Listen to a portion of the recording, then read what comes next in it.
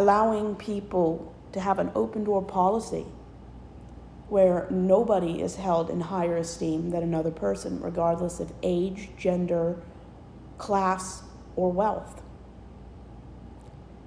If a woman has to take a man along to even be thought worthy of time, you're not creating a healthy, safe environment. And if you're a listener who luckily somehow found a church that treats victims with priority, gives them a safe space, calls the police, holds the perp accountable, and removes their access to anybody within or outside the community, you are in a rare environment. Because even if people don't act on these negative, illegal, unethical, and immoral behavior, most churches set up dynamics that makes it little to impossible to have healthy, non-sexist, non-toxic dynamics. So why do churches behave like this? Why do they instinctively side with the abuser? Why do they use shaming and blaming, usually in a sexist or racist way? Why do they silence victims, cover up abuse, and intimidate people in or outside the church? Why do they fail to report this behavior to authorities or even stop it before people are harmed? Because usually it's not the first or the 10th time that someone, usually a woman or child, is put in jeopardy. I've read on the internet and watched hundreds of YouTube and Facebook videos about women being hired as secretaries for churches or volunteers, and they were put near somebody. I mean, so far it's been 100% male, but a lot of people out there have been harmed by women. But it seems consistent. It's always a cis, straight man, 98% of the time, white. So these women were being hired at this church, and the music minister seemed like a very charming gentleman. He started making advances toward her. She decided she was going to report it to the senior ministers, like the senior pastor, the elders. And in church hierarchy, the elders are over the pastor. Elders, pastors, deacons, teachers, members. And what she found out after waiting 2 years of stonewalling without transparency from the leadership, she found out she was the 5th woman that had complained in 12 years. Churches should not even wait until somebody complains to remove, isolate, protect, and minister. It should not take one woman to come forward. If you notice somebody is behaving in a sexist, racist, homophobic, or predatory grooming way, immediately report it to the authorities and to every church leader. Record that you have told these people. Hold them accountable. Show them you have evidence to prove what you're saying. And if need be, you will go to the media and to the police. Always go to the media and at least go to the police first. Make sure until it's 100% proven by the police that there's enough evidence to go to the media. That way you won't be sued. But always go to the police before the church. That way they can't possibly intimidate you or retaliate by threatening if you go to the police. So always go to the police first.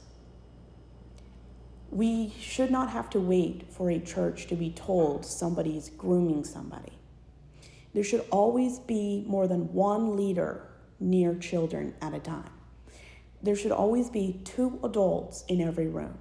If you see something that makes you cringe, something that gives you a red flag, immediately go to the police. If it's not something illegal, and if you feel safe, go to the person and tell them to stop. Tell the person's parents, their partner, depending on what age the potential victim is. So she was the 5th secretary in 12 years. And every time he would partially take a vacation for usually 6 weeks, come back, be chastised for his lack of control.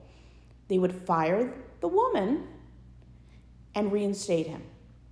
In my opinion, anyone who does this kind of behavior should be arrested and charged with abating an accomplice after the fact to sexual misconduct. And if it involves a child, they should all be registering as sex offenders. If you know that something is going on that is illegal, but choose not to report, you have committed a crime in most states. And you're lucky if somebody doesn't punch your lights out when they find out. Even though violence is never the answer, some people will get angry. If a church knew 4 times, 10 years, that 4 previous women had reported, it shouldn't take even 1 woman, but after the first woman, that man should have been stripped of his ability to be a pastor or a music minister. He should have been reported to the institution that gave him his diploma. They should have called the police, escorted him off the property, explained the entire situation with transparency to the community, the church, and everyone in a position of authority. They should be trained how to deal with these situations, just like people should be trained how to handle shooters or people who try to commit crimes. And it's brilliant how churches keep control over their members. And most victims who survive abuse become victims and re-traumatized again by how churches and even police, the lack of handling properly and empathetically people who dare to come forward. And from what I've learned by reading websites associated with the FBI and local or state crime websites, less than half of the people who experience misconduct or straight up assault to the worst degree, only half of them even contemplate reporting it, whether it's to a church, law enforcement, or even to tell somebody that they know that isn't in a position of authority. Half don't report. The other 25% of the 50 that do report, nothing happens. Only 1% of people who commit violent misconduct crimes or nonviolent are ever tried, and less than 0.5% are convicted. There is little to no accountability for the way men or women in power treat people. And even if it's not a crime what they're doing, sometimes, like grooming an adult may not be a crime, but it should get you kicked out of church. There is little to no accountability for toxic dynamics like power structures, power cliques, strongholds in church, people intimidating each other to vote in certain ways, visiting your home to get you in line to vote. That happened to my parents at 3 different Baptist churches. And how do they get people to not report? They get them into purity culture early. Because in purity culture, men can do anything as long as they repent and show a little bit of change or none. If women even tried to do 10% of the misconduct that men get away with without even blinking, they would be labeled a 4 or 5 letter word for life. It's funny how men want the purest women as wives, but if men actually had to pass this test, 85% aren't virgins once you hit 25. So they want something they're not themselves. And you don't even have to be a virgin. I don't believe in virginity at all.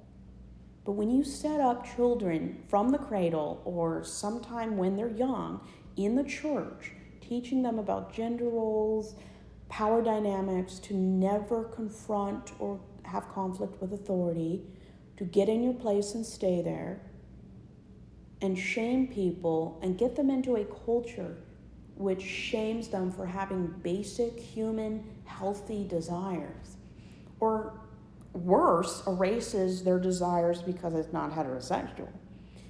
You are setting up from the cradle for women to be silent. And if a man or a child, like if a little boy or a teenage boy or a young adult man is ever attacked, the odds of him ever reporting it or saying a word to anyone is so tiny because of the toxic masculinity expectations of gender roles. You think a woman is persecuted when she reports? Imagine how a man in a toxic masculine environment of religion is treated. I don't even want to know how men feel when they report these kind of things. I can't imagine. Half of the victims don't even report or say it out loud because they know there is a good chance they're going to be re-traumatized because people in authority in the church, secularly, police, whatever, will re-traumatize them due to not caring, thinking it's a joke, not even making a report or dismissing gaslighting and stonewalling. You should not have to call the church to be kept up to date what's going on. And I mean, if a pastor or person in leadership is not removed within 2 days of being reported, suspended, or temporarily removed, you've got a toxic, abusive church. And I looked up to see, is it mandatory for churches in the U.S. to report abuse? So I did a recent Google search to find out. Now, not every state that I found says emphatically any person 18 or older in a position of authority, doctor, teachers, pastors, priests, anybody with a license, degree that is holding a position of teaching, mentoring, or a position that requires specific education in order to fill without it being a felony or a state crime is mandatorily required to report any suspected